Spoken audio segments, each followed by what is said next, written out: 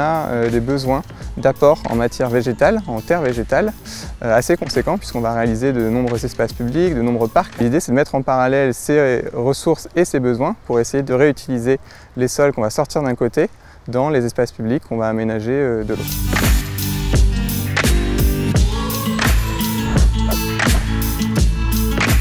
C'est un sol qu'on va chercher en profondeur, il y a des couches de sable, des couches de limon et du coup qui sont sans vie. Donc l'idée ça va être de les mélanger pour pouvoir planter derrière. On va apporter de la matière organique pour réactiver un peu le sol et lui donner les propriétés nécessaires qui permettront ensuite aux végétaux de bien grandir. On réalise différentes planches d'essai avec un mélange de sol par planche et puis on regarde dans le temps comment les végétaux se développent en comparant en fonction du type de sol.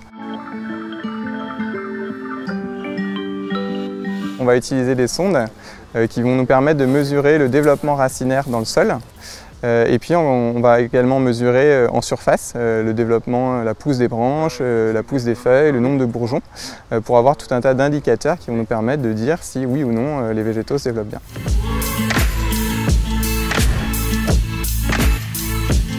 Les mélanges qui marcheront le mieux seront ensuite réutilisés à grande échelle et puis utilisés dans les futurs espaces publics, dans les futurs parcs.